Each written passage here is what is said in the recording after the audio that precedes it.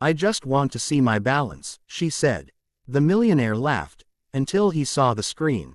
I just want to see my balance, she said, her voice steady but small against the marble walls. The line behind her shuffled. Somewhere, a phone chimed. And then there was the laugh, sharp, careless, echoing a little too loudly for a bank on a Tuesday morning. It belonged to the man in the tailored charcoal suit, the kind that looked like it had never known a wrinkle or a bad day. Your balance, he repeated, amused, eyes flicking to her shoes. They were worn at the edges, toes scuffed pale. You sure you're in the right place? The teller froze, fingers hovering over the keyboard.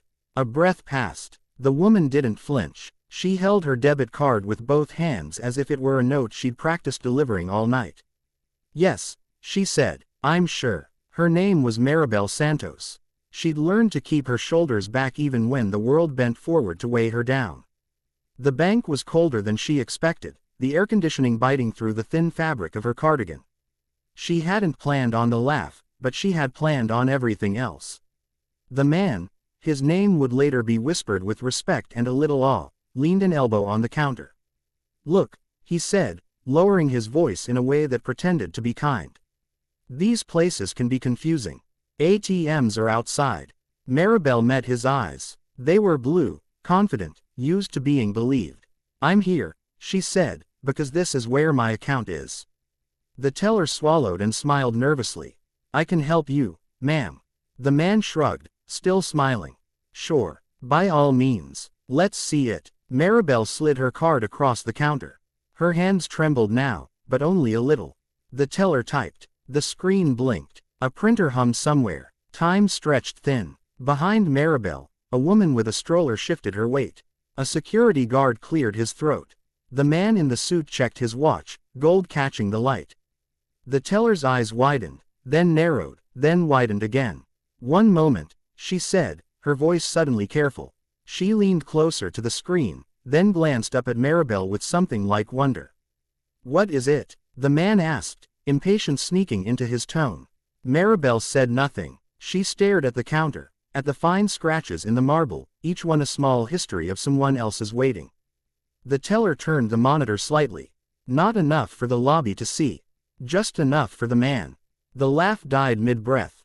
He leaned in, frowning. That can't be right. The number on the screen was quiet, unassuming, just digits lined up in black.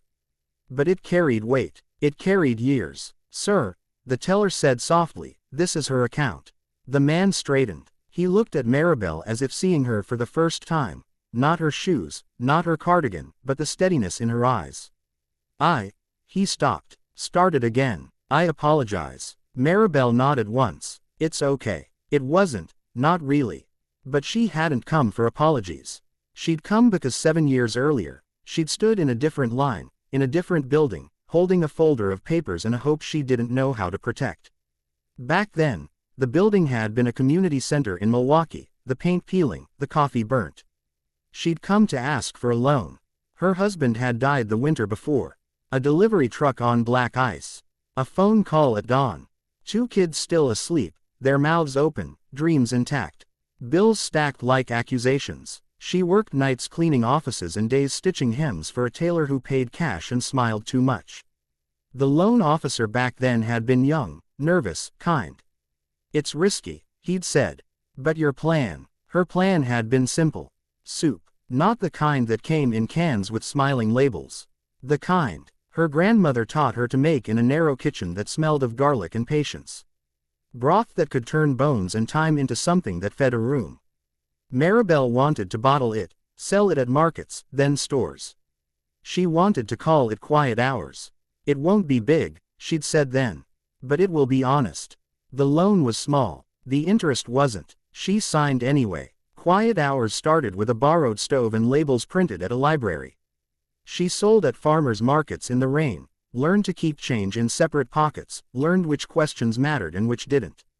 She learned to say no to men who wanted her recipe and yes to women who wanted to help.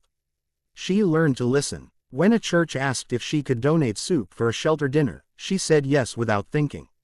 When a school counselor called about a family who needed meals, she said yes again.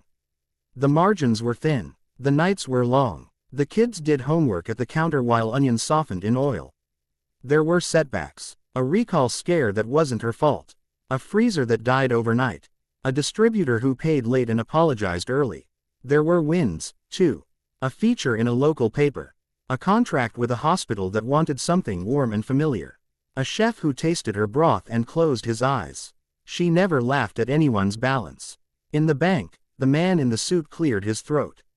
"Ms. Santos," he said, reading her name from the screen. "I didn't mean." "I know," she said. She took her card back, careful. "May I have a printout?" "Of course," the teller said quickly, already pressing buttons. The paper slid out with a whisper. The man stepped aside, making room. People watched now, not staring, just noticing. Maribel folded the paper once and tucked it into her bag. As she turned to go, the man spoke again. "Wait." She paused. "My name is Grant Holloway," he said. "I run Holloway Ventures." She nodded. She knew the name. Everyone did. "I'd like to talk," he said. "Coffee. Lunch." Maribel thought of the delivery window she had to make by noon, the kids' school pickup, the emails waiting. She thought of the laugh. "Another time," she said. He flushed. "Fair." She left the bank into sunlight that felt earned. 3 weeks later, a storm took out power across half the city. Quiet Hours had a generator, an old one she'd bought secondhand after a winter outage taught her a hard lesson. The soup kept simmering. She called her contacts, asked who needed what. Shelters, senior centers, a hospital wing running on backup. She loaded the van herself, hair pulled back, hands steady. At a red light, she saw the man in the suit again, this time without it, standing on a corner with a phone pressed to his ear, rain soaking his shirt. He looked small. She drove on. The call came that night. Not from him. From his assistant. Then from him. Later, voice quieter. "I saw your trucks," he said. "The way you moved." Maribel listened. "I started with nothing," he said, as if confessing. "People forget that." She smiled to herself, not unkindly. "People remember different parts," she said. They met weeks later. Not for a deal, not at first. They talked about distribution, about wages, about what happens when growth outruns care. He listened more than he spoke. When he laughed, it was softer. Quiet Hours expanded, slowly, on purpose. She kept the generator. She kept the donations. She kept the recipe close. One winter morning, a woman came into the bank wearing a thin coat and hope she didn't know how to hold. She stood in line, eyes down. Maribel was there, depositing checks, the teller greeting her by name. The woman's voice trembled. "I just want to see my balance," she said. Maribel stepped aside, made space.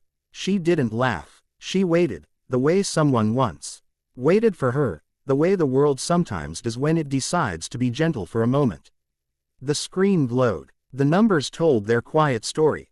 And in that small, bright rectangle, something shifted, not loudly, not all at once, but enough.